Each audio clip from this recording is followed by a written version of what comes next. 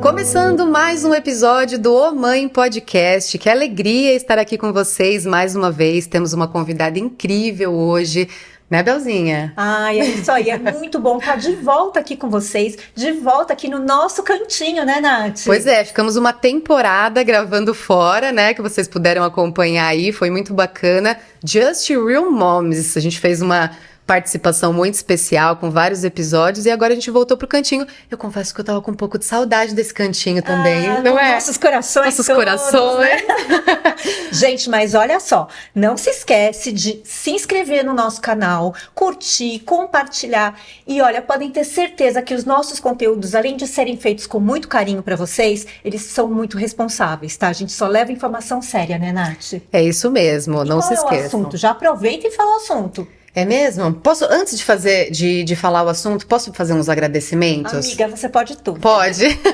Olha só, a gente quer agradecer especialmente os nossos parceiros aqui do Ô Mãe Podcast, Videofly Produtora, Felipe também, que também cuida dos nossos conteúdos. Temos também a Defo, que cuida dos nossos cabelos, corpinho, né? Que tem uma coleção nova, depois a gente vai falar um pouquinho aí do kit novo. E a LiveMed também, que é nossa parceira, traz aqui os suplementos pra gente ficar mais disposta para receber os nossos convidados e também para cuidar da nossa família, né? Claro, que afinal o Mãe Podcast, né? É sobre as famílias. É isso aí. Né? Se você quiser ser nosso parceiro, gente, chamando uma mensaginha na DM e a gente vai estar lá sempre para responder vocês. É isso aí, mas hoje a gente quer falar de um assunto muito importante. Tem uma chamada aqui especial que a gente quer saber o seguinte: será que a gente está deixando os nossos filhos se desenvolverem assim livremente ou a gente ainda atrapalha esse desenvolvimento deles? Hoje a gente está com uma profissional aqui que vai falar desse assunto.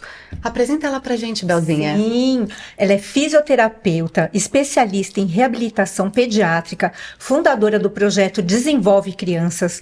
Já impactou milhares de famílias no Brasil e no mundo, hein? E os seus cursos e conteúdos sobre desenvolvimento motor infantil.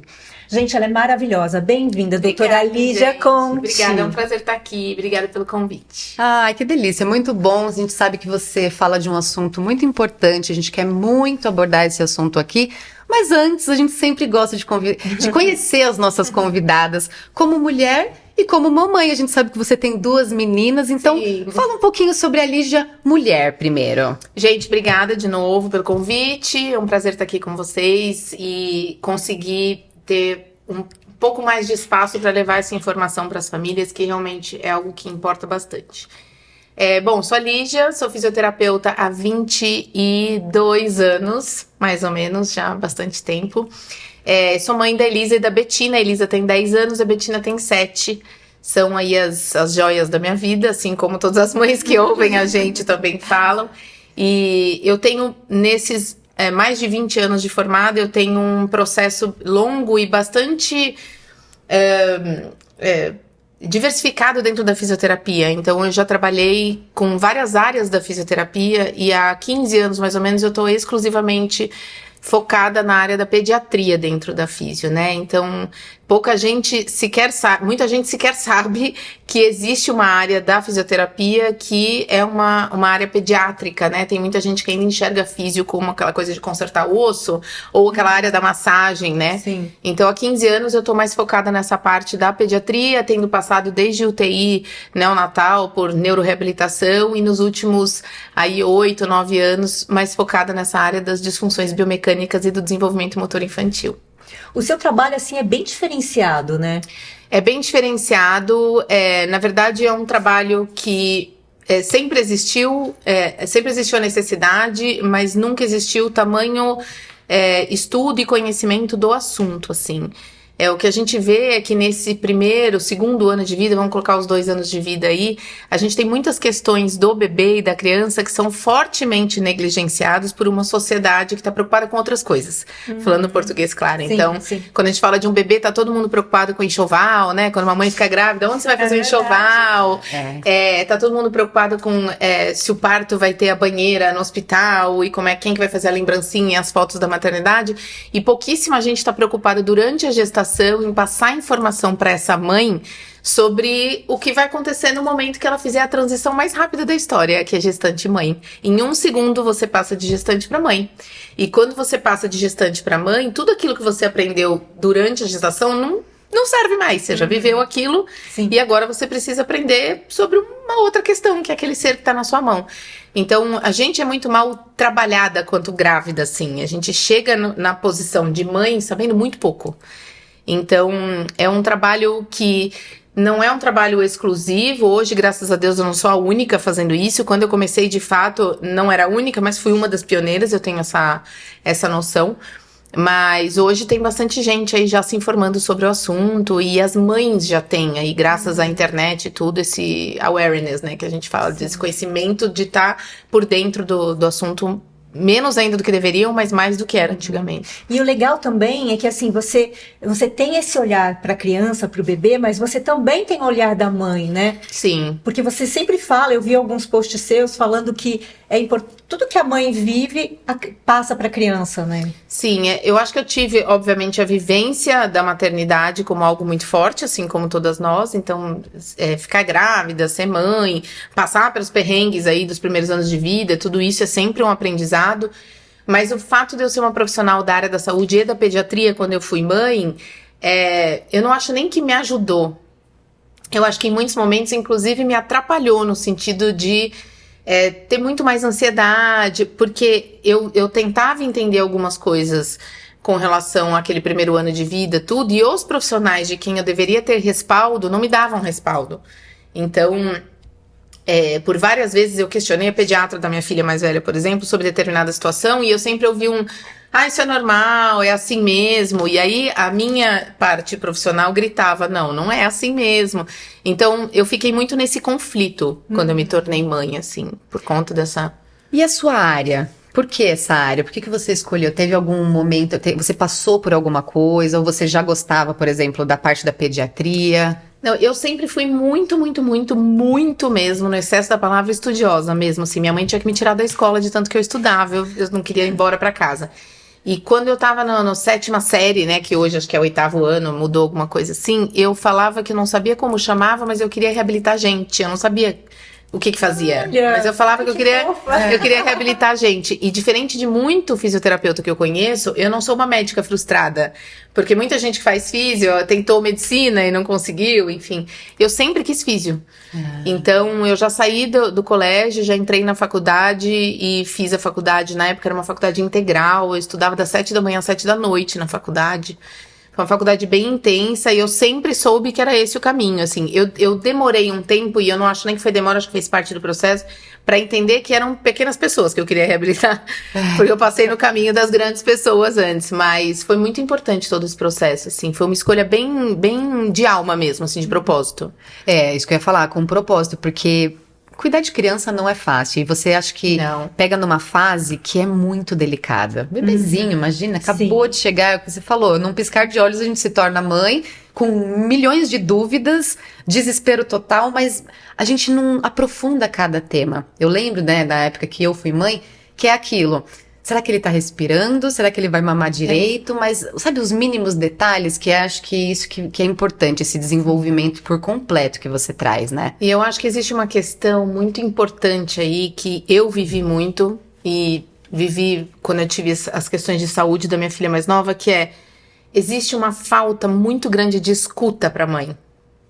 Existe uma falta muito grande de escuta. Então, assim, a gente, quando vira mãe, as pessoas, elas escutam o que elas querem da gente. Então, quando você chega numa roda e você fala, ai, nossa, meu filho chora, meu bebê chora muito à noite, a escuta que as pessoas têm é, nossa, essa pessoa tá reclamando. Peraí, deixa eu dizer. Mas ele chora porque você também vai buscar no berço, você tem que deixar chorando. As pessoas não têm escuta. Nossa, é verdade, escuta consciente. Escuta consciente de dizer assim, nossa, mas por que ela tá dizendo isso? Já investigou? E eu senti muito falta de escuta. Eu me senti muito anulada. Eu acho que foi meu primeiro sentimento, assim, como mãe, meus 2 puerpérios foram falta de escuta, assim. E não foi uma falta de escuta do meu marido, por exemplo.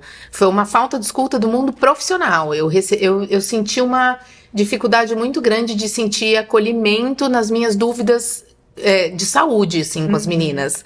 Então, durante muito tempo, eu lembro de uma cena, assim, eu tenho, a minha filha mais nova, ela tem alergias múltiplas, né? Então, ela tem alergias anafiláticas. Então, a gente anda com caneta de adrenalina na cintura. É uma situação complexa, que agora, com 7 anos, a gente já maneja de outro jeito. Mas até que eu descobrisse o que foi, eu dei muito com a cara na porta de profissional falando pra mim que era frescura minha. E tem uma cena que eu nunca esqueço, que eu fui numa pediatra, que era a pediatra dela, de bebezinha, e eu falei assim, tá vendo meu marido? E eu falei, eu tava uma caveira de tanto que eu não dormia, eu não comia, a minha filha chorava 24 horas por dia, eu já tinha uma filha mais velha, eu já sabia que aquele choro da minha mais nova era diferente do da mais velha, e eu me sentia invalidada, porque todo mundo falava que era só porque eu ficava com ela no colo, porque eu amamentava o dia inteiro, e eu sabia que não era. E eu lembro desta médica que eu falei, a Betina tem alguma coisa, eu sei que ela tem alguma coisa, eu não sei o que é. E ela olhou pro meu marido, ela não olhou pra mim, ela olhou pro meu marido e falou assim, arruma alguma coisa pra sua mulher fazer, porque ela é muito mole, ela é muito mole, você não pode ser mole desse jeito. Gente, e o meu marido, na posição do homem ali, falou o quê? Pois é, né, alguma coisa assim como, foi o meu momento máximo de me sentir invalidada, assim, eu falei, não é possível. Eu não tive um questionamento de, mas por que essa sua queixa? Então, quando eu comecei a trabalhar, assim, foi só um exemplo para ilustrar, mas quando eu comecei a trabalhar com bebês, eu acho que o meu grande trunfo, é o que as mães mais elogiam na minha conduta profissional, tudo, é porque eu escuto. O meu atendimento, a minha avaliação, elas levam 30, 40 minutos falando, eu quero ouvir. E quando elas falam, então, porque a minha amamentação é ok, eu falo, mas o que é ok? Quando você põe, você sente qualquer dor? Eu sinto, mas não, como é que é? Não é pra você sentir dor, me explica como é que é essa dor que você tá sentindo. Mas, gente, como é importante ter assim, profissionais da saúde que não normalizam, sabe, os sintomas. Eu acho que é isso, eu acho que hoje, pensar assim, o que eu mais me integro com essas famílias é realmente essa escuta, sabe? Acho que é muito importante. Né? Eu lembro uma vez que a gente trouxe a doutora Kelly Oliveira e ela falou uma frase assim, questione o seu médico. Se você acha que você que tá ali com o seu bebê, porque ela fala muito sobre autismo, né? Se você acha que não tá certo, questione. Leve em 1, leve em 2, leve em 3, questione. Não deixe isso passar como... mas o meu também foi assim, daqui a pouco melhora. A gente fala de comum para normal. Eu falo para as pessoas, gente, é só pegar o dicionário, entendam a diferença do que é comum pro que é normal. É comum fumar? Um monte de gente tá fumando. É legal fumar? Não é fumar. Não é legal fumar. E o normal, a gente entra nisso também. Então, não é porque todo bebê tem cólica, muitos bebês têm cólica, que é normal ter cólica. Entende? Então, assim, a gente tem que parar de normalizar o que é problema e não ter medo de usar a palavra problema. Porque o problema, às vezes, é um problema que você resolve em 10 segundos. Mas ele não deixa de ser um problema. É que você precisa identificar exatamente, ele primeiro. Se você não identifica, como que você vai ter a solução? E a gente vive numa sociedade que joga tudo para baixo do tapete. Então, pouca gente sabe, mas a Sociedade Brasileira de Pediatria, aqui no Brasil, ela segue as normas da Associação Americana de Pediatria. E a AAP, né, lá nos Estados Unidos, ela é uma organização que joga tudo para baixo do tapete. Então, os Estados Unidos, ele é uma cultura não de prevenção, de tratamento. Você vai para lá, tem as melhores cadeiras de rodas infantis do mundo, mas ninguém tá preocupado em evitar situações que levem a uma paralisia cerebral, enfim, distúrbios relacionados a partos traumáticos, né? Então, é uma cultura muito ruim no sentido de prevenção. Então, aqui no Brasil, a gente fica captando essa parte ruim e essa coisa da gente ficar só remediando, sabe? E é muito difícil, é muito difícil. E procurar ajuda quando tá com um problema, né? Não ver antes mesmo, né? A prevenção. É tudo mesmo. Lígia, hoje você é considerada a maior autoridade no Brasil nesse tema. É mesmo que a gente pesquisou você. O que foi determinante para você alcançar esse reconhecimento? Eu acho que primeiro a coragem de falar aquilo que ninguém tem coragem para falar. A gente, dentro da medicina, as pessoas têm um preconceito muito grande com quem vai pra frente de uma câmera. Então, eu sempre falo que eu não sou Big Brother, eu não busquei um sucesso na internet. Isso foi absolutamente orgânico. Então, eu sou uma profissional da área da saúde que atua no assistencialismo até hoje. Então, antes de eu estar aqui, eu atendi 6 pacientes desde as 6 da manhã na minha clínica. Eu nunca deixei de atender. E quando essa coisa orgânica da internet começou a acontecer, eu fui muito julgada de estar expondo a minha imagem para falar, ou de ser a pessoa que vai lá na frente, enfim.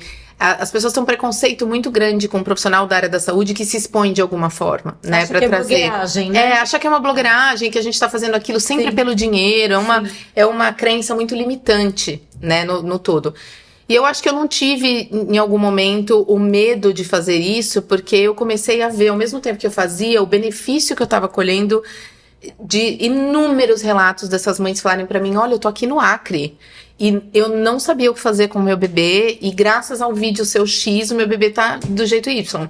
Então eu comecei a ver que não importava o que as pessoas estavam falando. Nossa, isso é da muito minha postura, né? E eu acho que o crescimento todo, ele veio muito a partir daí, sabe? Sim. Então, e obviamente, assim como eu era a menina lá da 7ª série, que minha mãe tinha que me buscar na escola com cinto, eu sou até hoje, então eu viajo muito para estudar, eu tô sempre fazendo curso, então eu me sinto segura, eu falo muito isso para as minhas alunas, né, de formação, eu me sinto segura no meu trabalho, eu não tenho dúvidas do que eu faço, sabe? E seus conteúdos são incríveis, assim, porque de verdade, assim, é um assunto, quando eu comecei a olhar o seu Instagram, eu falei, gente, eu acho que eu nunca ouvi falar nos temas que você aborda. Sabe? Né? Acho que você também não, né, Nath? Quando eu vi, o que me chamou a atenção, porque a gente faz uma pesquisa muito grande mesmo pra saber quem a gente traz, né? Porque é o que a gente fala, tem muita desinformação, então a gente também tem uma responsabilidade muito grande. E o que me chamou a atenção é que eu tinha 25 pessoas em comum que seguem você. Entre elas, primas, parente, amigas, professoras. Eu olhei e falei, nossa, que legal. Que ela é uma pessoa realmente de referência. E eu comecei a ver seus conteúdos, aqueles antes e depois de crianças que estavam de um jeito e chegou em outro ponto. Maravilhoso. Eu falei, nossa, ela aprofunda um tema que normalmente é muito pincelado com vários outros profissionais. Então aí que eu falei, gostei, aprofundou. É que assim, né, o pessoal não liga, tipo, a criança, sei lá, tá meio torta. Ah, que fofinha. Como você fala daquele vídeo que você tava falando do engatinhar, né? Que levanta o bumbum inteiro. Ah, gente, olha que bonitinho. Esquece, né, de pensar se aquilo ali realmente tá fazendo bem ou não. Na verdade, a sociedade busca o que é palpável. Então, se eu mostrar pra vocês uma criança com uma escoliose, e você olhar a coluna daquela criança totalmente curvada, uma postura ruim, e a professora da escola falar, realmente ele senta torto aqui na sala, e o professor da aula de futebol falar, ele não consegue jogar bola, tudo isso é palpável. Você como mãe, o pai, vai todo mundo falar, nossa, não, a gente tem que buscar ajuda. Aí você leva no ortopedista, o ortopedista vai fazer um raio-x e tá lá, escoliose, ele vai dizer, olha, agora você precisa ir pra físio, fazer um trabalho postural, um RPG, aí a dentição já tá ruim, né? Então, você leva na dentista, ela vai falar, olha, realmente tem que pôr aparelho, é tudo palpável. Quando a gente pega um bebê com um torcicolo congênito, por exemplo, que é a nossa principal especialidade aqui na clínica, e eu explico para uma mãe assim, olha, deixar de tratar agora este torcicolo leva à escoliose, que leva a um problema dentário, que leva a isso. Isso não é palpável. Não é palpável principalmente, e eu não tenho medo nenhum de dizer isso, porque a gente tem muita pesquisa já em cima disso, não é palpável para o pai sexo masculino ali, que é uma das nossas maiores objeções de tratamento com criança, assim. É triste falar, já melhorou muito. Há 5 anos atrás era outro cenário. Hoje, graças a Deus, entra pai à torta direito na minha clínica. Assim, o tempo todo eles estão lá e são muito gratos a gente, agradecem, escrevem depoimentos incríveis. Mas ainda é uma das maiores objeções. Por quê? Porque tem a coisa do, mas eu vou investir num tratamento de um torcicolo. Olha aqui, meu bebê tá mamando, tá brincando, tá sorrindo.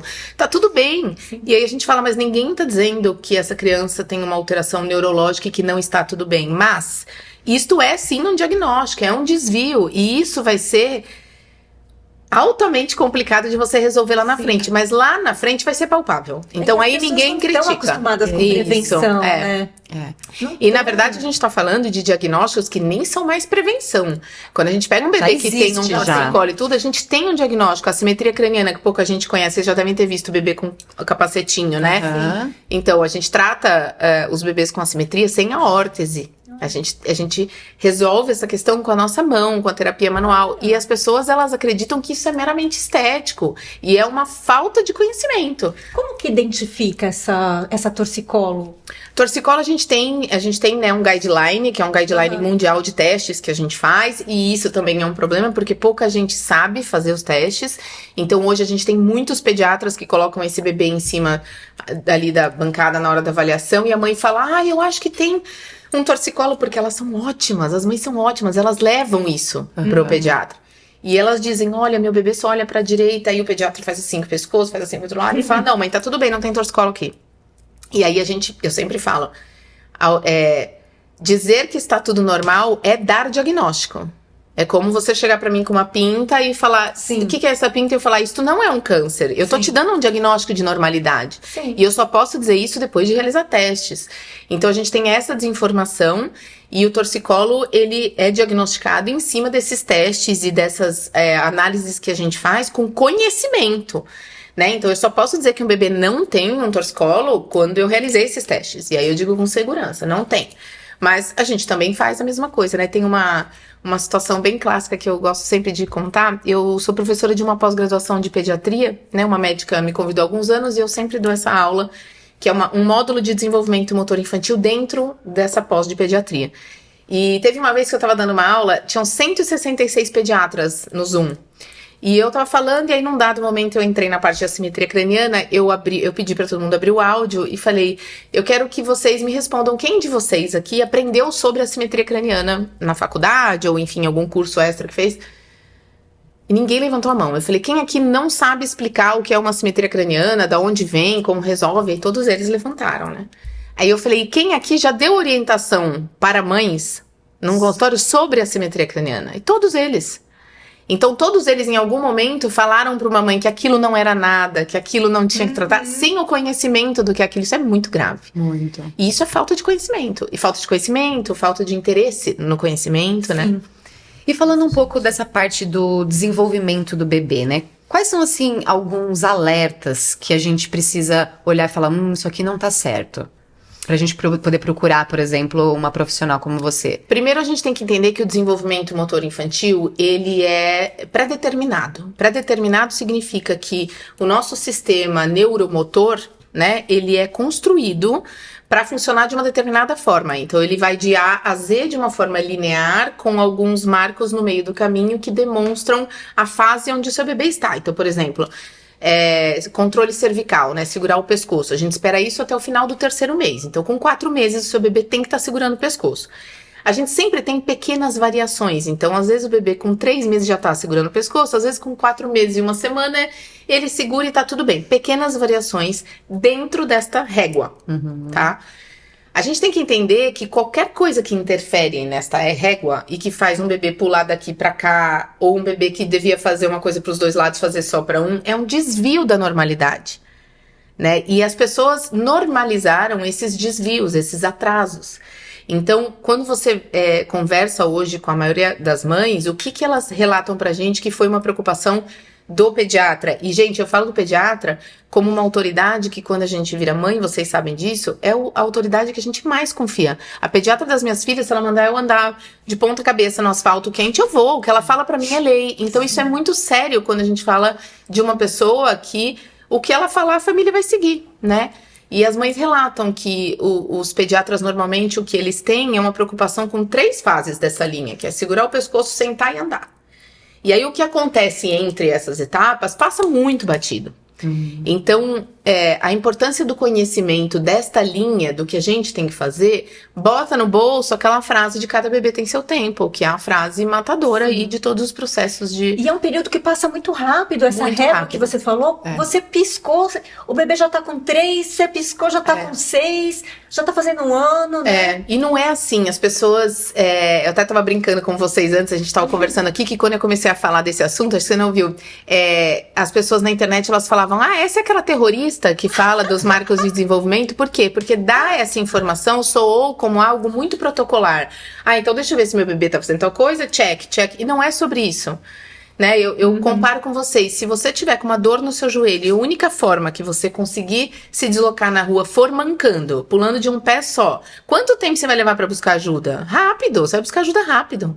Por que a gente vê uma criança andando na ponta do pé e acha que aquilo tá absolutamente normal? Ou a gente vê uma criança sentando com os 2 joelhos pra fora, fazendo o que a gente chama de W, e fica falando, mas é normal, tem um monte de criança que senta em W. São disfunções de uma linha que não deveria acontecer. Então, existe uma importância muito grande da gente conhecer o que é esta linha. E quando eu falo a gente, os profissionais. Um médico hoje que vê uma criança que não consegue ser amamentada nas 2 mamas igualmente e fala que isso tá normal, tá sendo negligente. E é uma fase, a mãe ou o pai, é muito delicado porque a gente tá sem... Por exemplo, eu só tenho um filho. Quando eu fui mãe com 19 anos, eu não sabia nada. Eu tava mais preocupada se meu filho tava respirando, se eu conseguia amamentar. E é normal. Que é normal. Então, falta essas informações, esses detalhes. A gente nem para pensar nisso. É mais se você realmente vê que seu filho tá com algum problema que você vai buscar ajuda, mas não observar esse peso. Quem dá esse peso pro conhecimento é a gente, não o profissional. Porque se eu, como mãe, sento na frente de um profissional e pergunto assim, o que eu tenho que esperar da minha filha tal? E a profissional me passa, eu vou falar, que bom, então agora eu tô de olho. A leveza vem da gente. Agora, se você dá, meu Deus, e agora? É uma outra situação. Então, as pessoas, elas dramatizam um pouco o conhecimento, sabe? E, assim, a gente tem que normalizar receber uma informação do que é um sinal de alerta, por exemplo. Você acha que as pessoas também, assim, querem... fingir que não viu, sabe assim? Tampar o olho. Não, deixa. Fingir que não viu. E mais do que isso, a gente tem uma tendência como seres humanos a buscar perfeição, né? Hoje, terapeuticamente falando, pra mim é uma das maiores lutas que eu travo nos últimos anos, porque eu sou extremamente perfeccionista. Então, eu sou daquelas que se não for pra fazer bem feito, eu não faço. E isso me trouxe muitos problemas no sentido de sofrimento, de... Não, e assim, virar noites e tudo. Hoje não. Hoje, pra mim, o feito é melhor que bem feito. Eu continuo mirando na perfeição, mas se ela não chegar, tá tudo bem. E eu acho que quando a gente pega uma mãe e um pai, principalmente o pai, e a gente aponta alguma questão naquela criança, a gente tá mostrando um imperfeito que aqueles pais não querem ver. Isso é muito sério. Tanto que a gente tem, a gente faz um treinamento com todos os profissionais da clínica para ter o mesmo padrão de avaliação. E uma coisa que eu sempre falo quando a gente faz uma avaliação com o bebê, a gente tem que sempre pontuar todos os pontos positivos no começo. Então a gente sempre fala, como ele é lindo, parece tanto você, olha que sorriso, tá vendo isso aqui com a perna, isso aqui é super bom. A gente tem um cuidado de pontuar tudo que é positivo, porque é quase uma tragédia grega você dizer para um pai, para uma mãe que, olha, você tá vendo essa cabecinha? Aqui tem uma planificação, isso chama simetria craniana. A gente vai é você apontar um defeito naquilo que eles mais amam no mundo. Provavelmente ele nem volte, porque ele vai falar, nossa, não, vou voltar lá, ela vai falar muito, mas eu aprendi isso na marra. É exagero?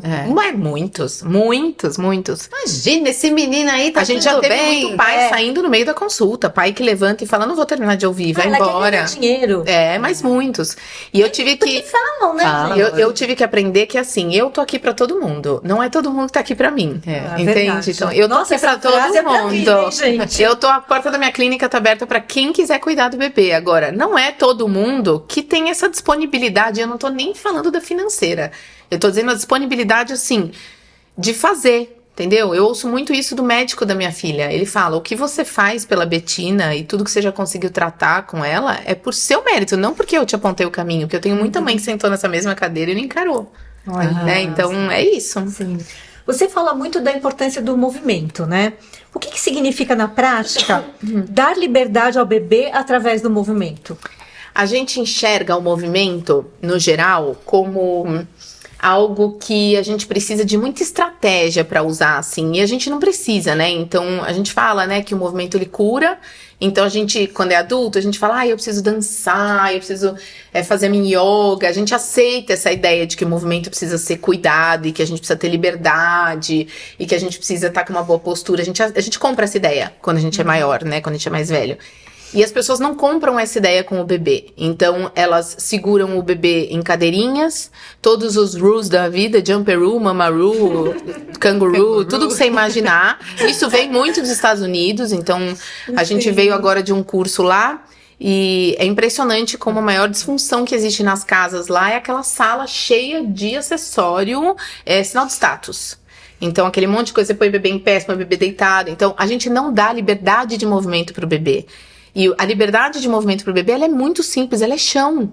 E eu não tô falando de colocar um bebê recém-nascido num chão gelado, do piso frio. A gente tá falando de estratégia de chão, que é o quê? Você tem um cantinho em casa com um tatame fofinho. Você resolve isso com metade da lista de enxoval daquela loja famosa que dá pra todo mundo. Então, assim, você montar um cantinho e aquele seu cantinho de movimento do bebê vai determinar quem ele é pra vida como postura. É diferente de você ter uma cadeirinha onde você fala, eu vou ali pendurar roupa, então no lugar de eu deixar meu bebê aqui pra ele se arrastar, virar de um lado, virar do outro, eu vou amarrar ele nessa cadeirinha. Ele fica só assim. E o bebê fica lá fazendo assim. Então, que talvez seja mais fácil, né? Nem é o mais fácil, mas é o mais preconizado. É o que todo mundo acha mais bonitinho. Porque pra gente é mais bonitinho pros olhos enxergar um bebê sentadinho, quietinho na cadeirinha, do que eu botar um bebê no chão que de alguma forma vai me trazer alguns alertas na mente de que eu tô ali, mas eu tô de olho, e talvez ele esteja se mexendo direito, entendeu? Psicologicamente pra gente é um pouco mais de esforço. E aí a gente acaba normalizando ter bebês em... Imagina, eu dou aula em berçário, eu entro lá, tem 10 bebês no berçário numa cadeirinha. Ai, gente, eu vi um vídeo tão bonitinho no seu Instagram, que a mãe botou o bebê sentadinho na cadeira e botou uma camiseta. Ai, gente, sim, é legal mesmo. É um jeito de fazer, adaptar a cadeira para ser um cadeirão. Quando você vai em algum lugar e não levou cadeirinha e a criança tem que comer, a gente põe uma camiseta nossa e passa o bebê por dentro. Não presa, gente. Não, né? É legal. Sensacional isso. É legal mesmo.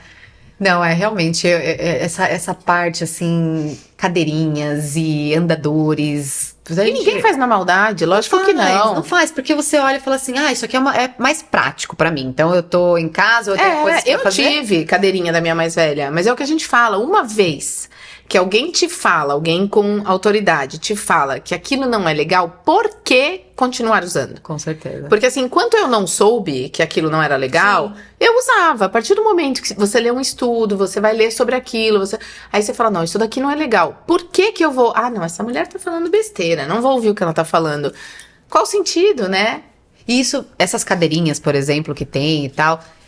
realmente prejudica esse desenvolvimento da criança. Prejudica, a gente chama de containers, né? A gente tem bastante documentação científica já sobre isso, mas basicamente o que elas fazem é restringir o movimento livre do bebê. Então, a gente sempre diz que, o que a gente tem que fazer com um bebê, né? Entre as janelas, nas janelas de oportunidade, que é entre as janelas fisiológicas, o que é situação fisiológica? O bebê tá mamando, tá dormindo ou tá trocando fralda, por exemplo, tomando banho, enfim. Entre essas situações, a gente tem janela de oportunidade motora, ou seja, aquele bebê tá desperto, tá alimentado, tá limpo. O que a gente faz com ele? Você deixa ele no carrinho? Você deixa ele na cadeirinha? Não, você põe ele de barriguinha para baixo no chão. Essa é a ideia. E ele vai se desenvolver, do ponto de vista motor, nessas janelas. E qual que é essa idade para, por exemplo... Desde recém-nascido. Tá. A gente faz isso desde recém-nascido. O que acontece? Um recém-nascido, ele tem essas janelas mais curtas, porque ele mama mais, ele dorme mais. Então, a gente vai deixar o bebê se desenvolver ali menos tempo. Então, é um bebê, obviamente, de muito colo. O chão nunca anula o colo. Sim. Ele é um bebê de muito colo, ele é um bebê que a gente vai dengar, abraçar, vai ficar de bruços no nosso colinho e tudo. Conforme ele vai crescendo, essa janela vai aumentando. Qual é a dificuldade? Se você não faz isso desde recém-nascido, quando você chegar lá com 5, 6 meses, você tem um bebê que ele não teve oportunidade de solo, ele não ganhou o que ele precisava. Se ele tem alguma dificuldade biomecânica, você vai notar só ali, perto da introdução alimentar, e aí pra tratar é sempre mais complicadinho. E a gente realmente prejudica. Então a gente tem que respeitar sempre essas janelas e aí entender que em cada oportunidade acontece um ganho, né, do bebê. Sim, com certeza. Até vamos aproveitar já esse gancho, a gente tinha uma pergunta aqui, né, que é um tema que gera polêmica, que é o uso excessivo de andadores, cadeirinhas e telas, né? Qual que é o real impacto disso no desenvolvimento da criança? Então, o andador, ele é mais ou menos como a gente estava falando da cadeirinha, né? O andador, a gente tem uma lei que está desde 2013, se eu não me engano, tramitando aí, que fica, não vai proibir andador, não vai proibir andador, e a gente já teve um período dessa história onde ele foi de fato proibido e depois derrubaram. Hoje qualquer loja de brinquedo que você vai tem de 200 tipos ali para ser vendido. E a grande questão do andador primeiro, a maior causa de trauma que a gente tem em pronto-socorro infantil é acidente por andador, então ou porque a criança se empurrou até a piscina, ou caiu de escada, ou botou a mão no fogo, enfim, caiu de cabeça, faz um traumatismo craniano, é muito sério, porque normalmente quem coloca um bebê no andador, coloca e não tá prestando atenção. A gente tem também questão de... impacto biomecânico mesmo dessa criança, porque quando a gente coloca uma criança, o quadril do bebê, ele é totalmente solto em mais de 6 partes ali, até que essa criança esteja pronta para andar. E nessa linha que eu falei para vocês no começo, esse quadril ele vai criando estrutura, ele vai reforçando ligamento, musculatura, tudo para quando chegar na hora de ficar em pé e andar, ele ter biomecânica para segurar esse peso e fazer as trocas. Então, quando você pega um bebê que está no começo dessa linha e você põe ele em pé, a gente disfunciona esse quadril. Então, a gente tem uma descarga diferente de pé, uso de andador aumenta a marcha de ponta, faz retenção reflexa, que a gente chama, disfunciona a postura, que é uma criança que cai muito depois, aquelas crianças de 4, 5 anos caem, se estatela no chão. Normalmente, né, os pezinhos ficam soltos, assim, né? E a gente tem alguns reflexos que eles têm que ser integrados ao longo da vida, do primeiro ano de vida do bebê, e colocar o bebê em pé não deixa integrar esse reflexo. E um deles é o que a gente chama de tônico labiríntico, que faz ponta. E aí ele retém esse reflexo mesmo. Então tem muito adulto que tem problema postural por conta deste reflexo que ficou alterado lá na infância. A minha geração, de 40 a mais, é uma geração que usou muito andador. Eu usei, a gente usava botinha ortopédica. Nossa, mas eu usei essas botinhas ortopédicas. Mas a gente não... Lá atrás, o que nossas mães sabiam disso? Nada. Hoje, com tanto de informação que a gente tem, você negligenciar isso e falar, eu vou usar, a Dani, estão falando besteira, é uma escolha sua. Você está escolhendo por alguém que não tem coisa de escolher sozinha. Então, o andador, além dele fazer a criança pular essas etapas, é a maior causa de pular o engatinhar, por exemplo. É o uso de andador precoce. Você dá o andador lá... A gente sabe que, né, cada bebê tem ali a sua fase de andar, principalmente, né? Porque eu acho que é uma das preocupações maiores que a gente tem nessa fase. Ai, meu filho ainda não andou, ele já tem 1 ano, aniversário de 1 ano, ele não estava andando, mas o meu priminho estava andando com 11 meses. Tem algum problema. Quando que é uma idade que realmente pode ser um alerta porque ele ainda não andou? A maior porcentagem de aquisição de marcha, que é o andar, descrita em literatura, é entre 15 e 18 meses. Ou seja, 1 ano e 3 e 1 ano e 6, tá? A maior faixa das crianças anda ali, nessa etapa. A gente considera normal uma criança não andar até 24, 25 meses. Olha. Qual é a grande questão? O que essa criança está fazendo? Tá. Então, se eu tiver com uma criança de 2 anos que não está andando, mas ela anda em trilhas, que a gente fala, dá um passinho daqui pra cá, ela levanta sozinha do chão, ela só não se soltou ainda, é uma coisa. Se eu tenho uma criança que nessa etapa só se desloca engatinhando, é outra coisa. Tá. Então, a análise do tá andando ou não tá andando, ela não é isolada. A gente tem que entender o que aquela criança tá fazendo. Porque tem muita criança que só não se soltou, por exemplo, porque o ambiente não é adequado. Às vezes é um ambiente que não passa segurança de deslocamento, então a gente tem uma criança que não andou de fato por conta disso. Tá. Mas eu sempre brinco com as mães que eu falo assim, puxa na memória todas as festinhas que você já foi de 1 aninho. Em quantas a criança estava andando livre e em quantas o pai e a mãe estavam segurando pela mão.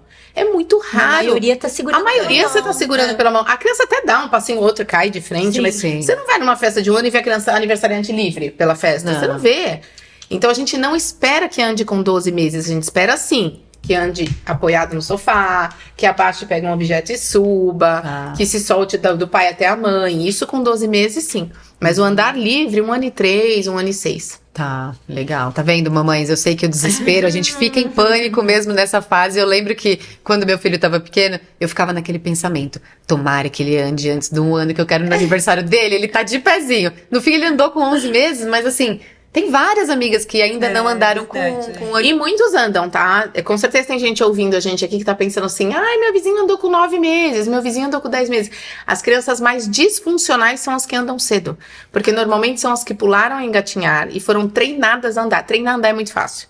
Se você pegar a mão de uma criança com 7 meses e você ficar fazendo treino, você vai fazer ela andar rápido. Isso é uma coisa que eu tinha uma dúvida também. Que dá uma agonia, às vezes, que a gente vê aquele bebezinho, 6 meses, 7 meses... E a mãe segura pela mãozinha e aquele bracinho pequenininho esticado. Isso não é saudável. A gente nunca incentiva que isso seja feito. Tem uma orientação que a gente sempre dá, o bebê tem que se colocar em pé sozinho. E isso acontece por volta dos 7 meses, quando ele faz o que a gente chama de escalada, que é normalmente se arrastar ou engatinhar a algum local, que normalmente é o corpo do pai e da mãe sentado no chão primeiro, e se colocar em pé com a força do próprio corpo. Então, se colocar em pé sozinho é muito saudável, é o que a gente busca. Pegar um bebê o tempo todo e apoiar o peso dele e esperar que ele quique, não é o saudável. E ele vai quicar, e ele vai sorrir. Se você pegar um bebê de 4 meses e você colocar num jumperoo, por exemplo, ele vai fazer. Por quê? Porque ele vai usar o reflexo para aquilo, então esse movimento vai sair no reflexo. E os cuidadores, no geral, vão fazer... então a gente tem um bebê reagindo à sua manifestação. E a coisa tem barulho, a coisa tem cor. Então a gente fala, nossa, tá tudo bem, ele tá adorando ficar em pé. isso na repetição se torna um problema, né? É lógico que a gente vê muito, a minha sogra vai lá em casa e pega o bebê e coloca em pé e eu brigo com ela. Não é uma vez fazendo isso, não é esse pânico, mas é assim, se esse bebê for o bebê que passou o dia inteiro no chão, aquele 1 segundo não vai fazer diferença, entendeu? Sim. Ô, Lígia, eu queria saber uma coisa, assim, você é mãe, né, de 2 meninas lindas. Queria saber como que a maternidade, ou se ela influencia ou não na sua prática profissional. Muito, muito. Principalmente com... eu acho que assim, a gente fala muito de resiliência, né? Muita gente fala, resiliência virou uma palavra da moda aí nos últimos anos. Mas eu acho que a gente não se torna resiliente o suficiente até que a gente seja mãe. Que é onde a gente deixa as nossas necessidades. E não tô dizendo que isso é lindo, nada. Mas é onde a gente entende que muitas vezes a nossa vontade tem que ser colocada de lado e aceitar o que é. E viver com aquilo que... o mistério do mundo e do universo está deixando pra gente naquele momento. Então eu acho que isso a maternidade me trouxe com certeza. Eu não tive puerpério, eu não tive, pensei em uma coisa, falei outra, eu não tive licença maternidade. As 2 vezes que eu tive filha, eu tinha um trabalho que me exigia voltar muito rápido, então eu fiquei 20 dias parada nas 2 vezes. E eu não tive tempo pra sofrer o puerpério ou pra ter uma depressão. Eu não tinha tempo pra ter uma depressão. Eu não tinha tempo pra ficar pensando se a amamentação tava isso, aquilo. Eu tinha que ir pra rua. Eu coloquei minhas filhas na escola com 4 meses. Elas fizeram introdução alimentar na escola. E assim, a minha filha mais velha, quando nasceu, eu tinha uma condição de vida super difícil. Então ela foi pra um colégio municipal. Eu não tinha escolhas. Muitas vezes eu não tive escolha na maternidade. E isso me tornou cada vez mais resiliente, porque as coisas eram o que eram. Eu tinha que aceitar aquilo.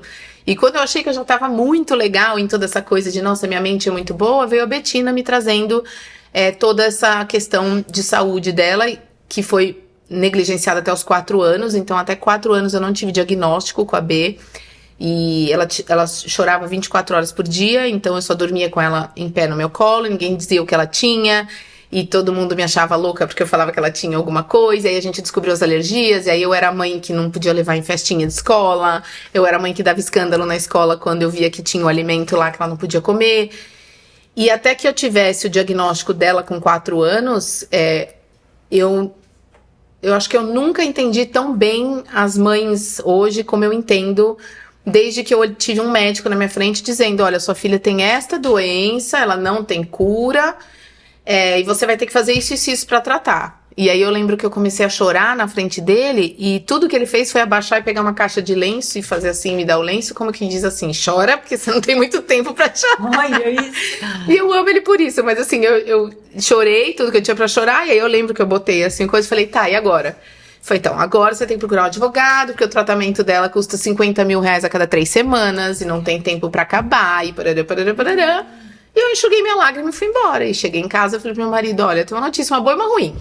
A notícia ruim é que ela tem isso e isso. A notícia boa é que tem cura. Tem tratamento. Então, a gente vai levantar e fazer. Então, quando eu vejo alguma mãe hoje... enfim, a gente... graças a Deus, teve uma pausa aí no tratamento agora. Ela fez... Eu tenho toda essa história no meu Instagram, tem uns destaques do relato da Betina lá, e o pessoal acompanhou muito, inclusive há 6 meses atrás eu recebi a notícia de que ela tinha, pela primeira vez, zerado os índices de imunodeficiência no exame. Então o médico falou, olha, eu nunca vi isso, mas você vai parar o tratamento por 6 meses.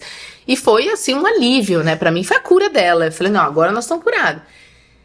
Eu sempre falo pras mães, assim... Aceitar a informação de que tem algo que a gente tem pra fazer é a primeira parte do tratamento. Porque quando elas olham pra mim e elas falam, é um torcicolo, tá bom, como é que a gente faz agora? Eu falo, agora você vai lá, marca semana que vem, a gente começa a tratar. É metade do caminho andado. A não aceitação dos processos são muito mais deixam o tratamento muito mais difíceis. E isso a maternidade trouxe pra mim, a aceitação, sabe?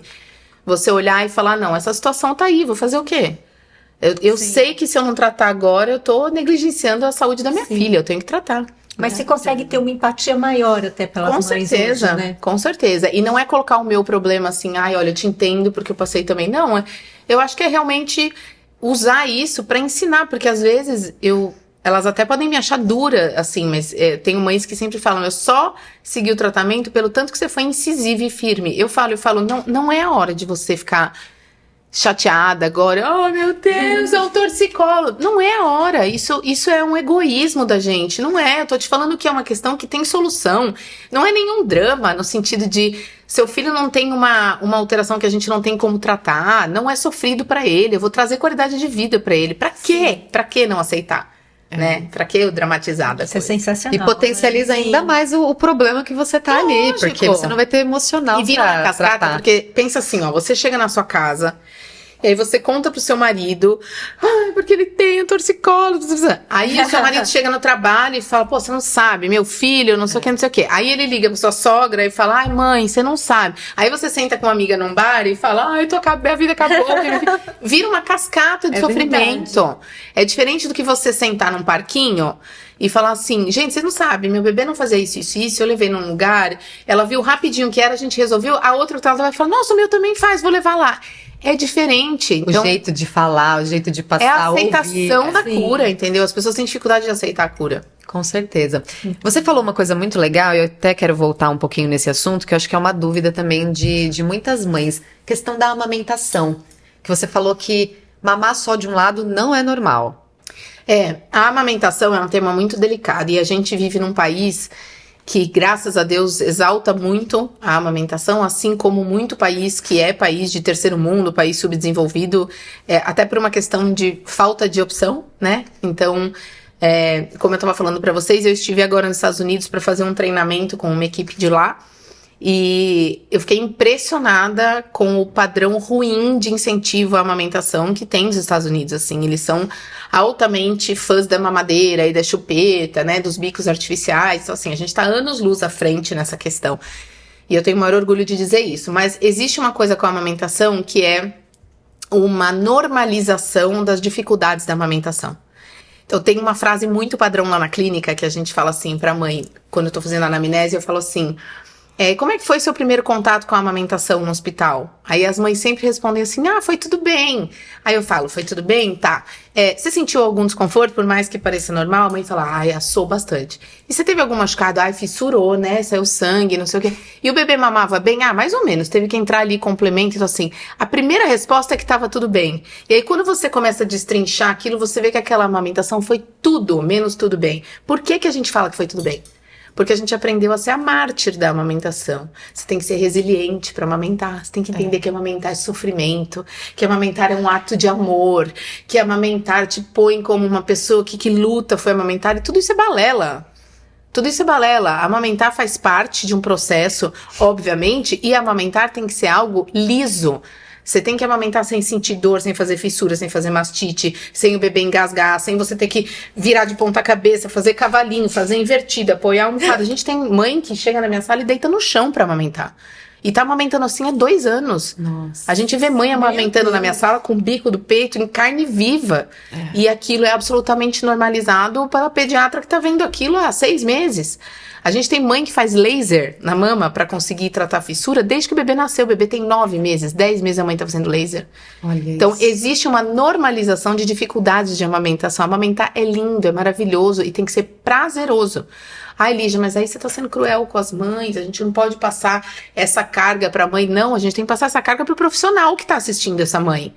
Porque quando a gente tem filho, a gente não é obrigado a saber que aquele desconforto que dá na primeira pé, aquele choquinho que faz, aquilo não é normal. Aquilo é sinal que a língua não está funcionando como deveria. Mas como a gente vem de uma sociedade que normaliza isso, porque se tudo der errado, você vai na farmácia, ou nem vai na farmácia, liga no Mercado Livre e você tem uma mamadeira. Né? Então, se tudo der errado, é essa a solução. E que bom que existe a mamadeira, e que bom que tem leite artificial, não é essa a questão.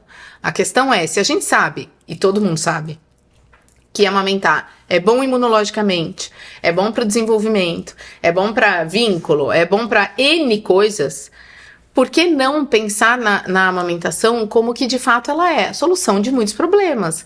Só que quando a gente olha para esse binômio aí, mãe e bebê na amamentação, a gente só consegue ver problemas da amamentação na mãe. Então a mãe não tá dormindo direito, a mãe não tá tomando muita água, a mãe voltou ao trabalho, a mãe tá estressada, a mãe não quer amamentar, a mãe tem pouco leite, a mãe fez cirurgia de silicone, a mãe tem bico invertido, a gente tem uma lista.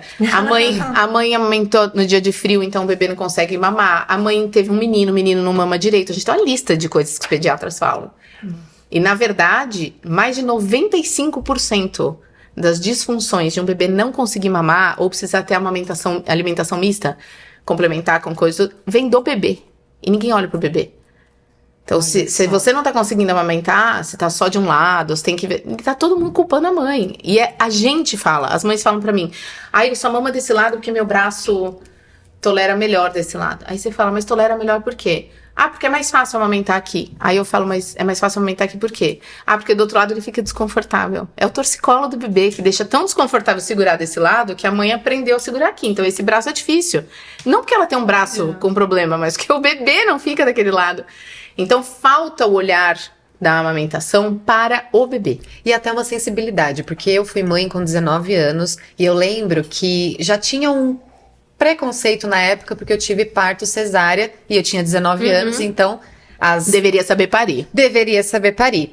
Tinha 19 anos, cheguei lá, na hora de amamentar, eu tenho os 2 bicos invertidos. Então, eu tive que usar o bico de silicone a minha amamentação inteira. Só que elas só olhavam pra mim como uma menina de 19 anos, tem leite aí, vamos colocar esse bebê pra mamar. Então, elas colocaram o meu filho no colo, tipo assim, você vai aprender a amamentar assim, tipo, na marra. Mas assim, meu bico invertido, meu filho não pegava o primeiro momento o bico de silicone e foi desesperador. Mas assim, tá tudo bem? Tá tudo ótimo, porque eu estou amamentando. Muito triste.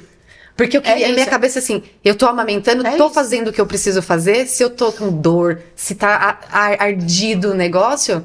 Não, você tá com frescura, e a entendeu? gente não tem uma sociedade que acompanha isso. A gente vai publicar agora, se Deus quiser, em breve... um artigo importante mostrando... A gente fez uma pesquisa nas maiores maternidades de São Paulo, aquelas maternidades que todo mundo conhece aqui, que são as maiores, as melhores, as mais famosas. E a gente tem 99% de erro no teste da linguinha nessas maternidades. Isso significa que as mães saem da maternidade com um diagnóstico errado de como aquele bebê tá funcionando na boca. E aí elas chegam em casa e o hospital perde essa métrica, porque ele colocou lá que estava normal, ele perde essa métrica. E a maior parte dela tem desmame nos 3 primeiros meses. E toda essa parte desse desmame não é atribuído à disfunção oral do bebê, porque ela foi mal diagnosticada, ela foi não diagnosticada. Então, ela é atribuída a quem? A uma mãe que não conseguiu amamentar. E aí a gente tem um índice altíssimo do quê? De depressão pós-parto, de divórcio nos primeiros meses de gestação. Por quê? Porque um bebê que não mama e que tem disfunção do jeito que mama, cólica, gases, enfim, dificuldade com soluço, arroto, tudo isso, ele tem privação de sono, ele deixa uma mãe nervosa não dorme direito, você vira um efeito, é vulcânico em casa. Exatamente. Eu acho que assim, a tranquilidade da mãe, o que a mãe sente, vai pro filho. Eu, assim, graças a Deus, tive um início aí de um pós-gravidez, um pós-parto incrível. Então, assim, eu não tive problema nenhum. E nenhum mesmo. Quando eu te falo tudo bem, não era aquele tudo bem de obrigação, não. De tudo bem mesmo. Que é o que a gente espera, né? Mas porque eu tava tranquila. Porque eu tinha uma pessoa, uma enfermeira que me ajudava, que era incrível. E eu tava tranquila. Então, eu me sentia... Eu acho que... acolhida. Só de você se sentir bem... O leite flui, eu acho que tudo ajuda. E ajuda na tua intuição também. Chora, sabe? O bebê fica mais tranquilo. Então a gente tem que pensar. É por isso que quando eu gosto muito de falar que assim, aqui o foco, você colocar o foco na mulher é importante, gente, porque ela é o guarda-chuva, entendeu? O foco de atenção, né? O foco de atenção. Isso é muito importante mesmo. Esquecem disso. Então, agora é o bebê. Primeiro é a grávida, né? Você tá grávida, é só você. Depois aí é o bebê. Mas é essa transição que é tão difícil. E você falou uma coisa super importante há pouco, que é... Não sei qual das duas que falou, na verdade, me desculpe, mas assim, a gente olha o bebê como aquilo bonitinho, fofinho, foi a Bel que falou, bonitinho, fofinho. Então, assim, quem sou eu, Lígia? Que direito as pessoas acham que eu tenho? Que direito que eu acho que eu tenho de virar pra uma mãe e falar assim, amor, tá tudo bem com você, você tá alimentando direitinho seu bebê, o problema tá na boca dele. Eu sou uma crápula quando eu falo isso. As pessoas não querem ouvir que você aponta que tem algo para fazer com aquela criança. Mas aí a gente tá criando uma situação totalmente ilusória de colocar na mãe uma culpa. E aí a gente vê 1 milhão de pessoas escrevendo livros sobre culpa materna e podcasts de culpa materna e um monte. Quando isso poderia ser facilmente evitado se a gente desse uma atenção para outra situação. E a gente fecha o olho, porque igual você falou, elas chegam, você pergunta no primeiro momento, foi tudo bem na sua amamentação? Foi, porque muitas vezes você nem quer passar. Eu, pelo menos, como eu era muito novinha, eu pensava assim, é frescura, imagina, tá ardendo, é normal isso, eu não vou falar, porque senão vão achar Você não quer ser chata pro seu marido, pra sua sogra, pra sua vizinha, pra pediatra que você tem 19 anos, mole. como assim? Tá virando obrigação, gente. É uma coisa pra ser prazerosa que vira uma obrigação na sua cabeça. E é por isso que tanta gente sofre pra amamentar. Nem de forma consciente, mas inconscientemente você fala, não, eu sou obrigada a alimentar o meu filho. E aí gera 500 mil problemas, né? E a criação do trauma, né? Quando a gente vai estudar a definição de trauma, trauma é tudo aquilo na nossa vida, não é o evento que aconteceu com a gente, é como a gente lidou com o evento que aconteceu com a gente. E a gente tem muita mulher traumatizada de amamentar. E isso você passa, inclusive, pra criança que você tá amamentando. Com certeza. Né? Então é muito importante a gente entender onde tá o nosso limite, onde tá a hora de buscar ajuda. Eu falo muito isso no Instagram.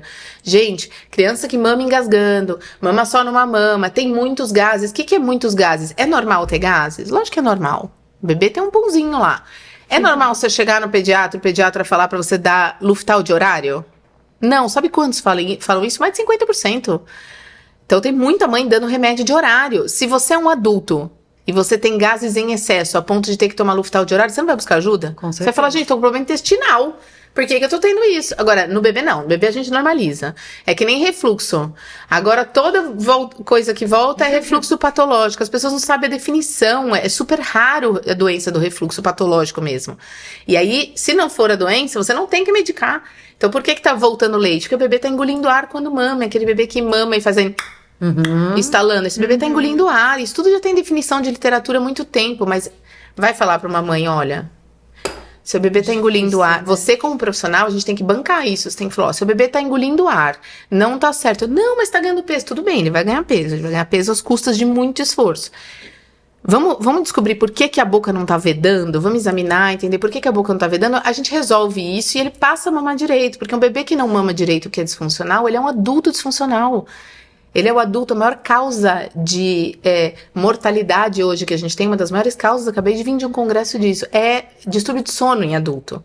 E o maior distúrbio de sono é a apneia obstrutiva. Por quê? Porque é uma língua que não funciona, a língua que cai lá atrás, aquelas pessoas têm que dormir de CPAP, né? E tudo isso muito normalizado, é a mesma disfunção que esse bebê tinha pra mamar, mas ela foi empurrada até 60 anos, 70 anos. Gente, muito louco. Que aí você pensa, agora que eu tenho 60 anos, olha só, coisa de velho, já tô com esse problema. Porque é normal 40 anos ter dor nas costas, não é normal. Você tem dor nas costas porque você sentou errado a vida inteira. Você sentou errado a vida inteira porque você não engatinhou quando você era criança, entende? Sim, é verdade. As pessoas esquecem que o adulto foi um bebê. Eu falo muito isso. Você que tá sentado aqui na frente, e aí a gente ouve a mãe e o pai falar assim, não, mas eu, quando era criança, eu também sentava em W assim. Aí eu falo, então, são os dois com problema. Tinha muitos amiguinhos na escola que sentavam em W, isso aí que você falou? Muitos. Era muito comum. Sim. E era, não, mas ele sempre fez isso.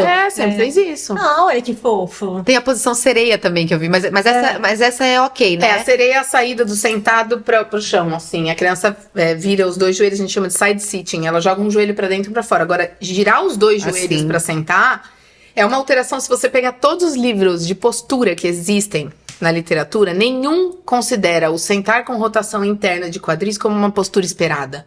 Não existe essa postura na definição. O sentar é com a perna caída pra fora, igual estamos nós aqui, ó. O quadril abre quando a gente senta. O quadril não entra. Entende? Então, por que a gente olha uma criança sentada com os dois quadris girados e fala, é normal, porque é bonitinho? Não é, o corpo dela tá pedindo essa posição por alguma disfunção. Né? E aí você acha importante, por exemplo, né, até para as mamães que estão ouvindo, os papais, quando a gente vai no médico, enfim, no pediatra ou o profissional que a gente vai buscar, é importante que a gente passe até esses detalhes que a gente acha mais bobinho, não é? Que Sempre. A gente fale tudo, né? Sempre, mas é importante, gente, uma coisa que eu falo. O médico, o pediatra, ele é um profissional extremamente completo para lidar com questões de crescimento, de doenças e de N questões do nosso bebê. As pessoas têm que entender que o CRM, ele não engloba outras profissões, como a minha, por exemplo, de físio, como a da odontopediatria, como a de fono. Então, existe uma coisa, e a gente luta muito, né, com isso, que é aquela coisa do ato médico, do ego do profissional da saúde. Óbvio que tudo tem exceção, gente. Lógico. Graças a Deus, hoje eu trabalho com excelentes profissionais na pediatria. Mas ainda tem muito profissional que, quando uma mãe chega com uma queixa, por exemplo, de uma postura, alguma coisa, normaliza por desconhecimento. E achar que ele é o profissional ideal. Então, eu sempre falo, procurem especialistas. Eu vi uma palestra, acho que até foi no evento da Just, com a Isa. E ela falou uma coisa que é verdade. Quando a gente fala de rede de apoio, a gente coloca o vizinho, o parente. A gente esquece de falar que especialista é rede de apoio. Então, eu como físio, eu sou rede de apoio de muita mãe. Porque tudo que é disfunção de postura, de sono, enfim, até de alimentação, elas têm que contar comigo, entende? Então, é muito importante que todas essas queixas sejam levadas em consideração para especialista sempre. Sim, com certeza. E aí o pediatra, por exemplo, direcionar, que é o que a gente espera. É como a gente fala, né? Se eu tô na clínica e chega uma mãe pra mim e fala, meu bebê tá com febre, eu não posso virar pra esse bebê e falar, não é nada, pra essa mãe falar, não é nada da dipirona. Eu não sei se é uma pneumonia, se é uma infecção urinária. Eu estaria entrando numa seara que não é minha. Então eu sempre falo, dá um pulo no pediatra, já falou pediatra, ou vai no pronto-socorro, enfim. Por que do outro lado não acontece isso, né? Ai, meu bebê não olha pro lado esquerdo. Não, isso aí não é nada. Isso aí a gente na internet tentando tirar seu dinheiro. É isso, né? Ai, gente, que difícil. Né? Mas a gente tá na luta. Nosso tempo acabou, sabia? A gente não vai nem sentindo, porque tem tanto assunto, você vê, né? Muito a gente bom. fala que a gente sempre faz um roteirinho, porque a gente, lógico, traz perguntas de vocês também, perguntas frequentes. Mas não tem como, a gente entra aqui num universo. E olha que a gente surgindo nem é mãe de bebê, tá, gente? Pois é. Não, mas eu me sinto como se fosse mãe de bebê, porque eu tenho tantas Você dá dúvidas. dúvida, vai ficando com a carinha assim, né? E a gente tem as amigas, né? Então, Eu que amigas. tenho que estar com dúvida, porque eu já tenho que começar a me preparar pra avó daqui a anos, né? Ai, Bruninha, tô doida pro dia que a sua mãe vai chegar aqui e falar, gente, tem uma novidade.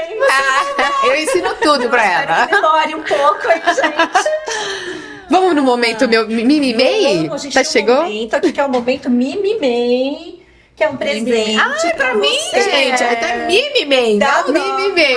Que máximo. Da Obrigada. nossa patrocinadora, que é a Defo. Pra hora que você estiver Ai, em que casa, você vai estar lá delícia. se Olha cuidando, só. se mimando. Olha Já só. gosto pouco dessas coisas. Ela tá lançando agora essa linha a linha Trilogia Capilar. Trilogia Capilar. Ai, que máximo, de cuidado mesmo. Maravilhosa, muito boa. São os produtos de nanotecnologia. Ai, então, adoro assim, toniquinhos. maravilhosa. Obrigada, a Nath meninas. faz esse tratamento. Faço. Tem 4 meses já que eu tô fazendo esse tratamento, tanto na clínica, na Diásere, e eu tô usando esses produtos do home care em casa. Vou amar. Maravilhoso. Tenho cabelo fininho, então Vai adorar, tá ajudando muito. certeza. E se Obrigada, quiser conhecer a gente. clínica, é só falar que a gente te leva lá. Combinado. Todos os nossos ouvintes aqui, não só ouvintes, né? Porque tem as pessoas que nos ouvem, tem as outras que nos assistem. Que leem também, Olha, né? é a menopausa, fugiu a palavra.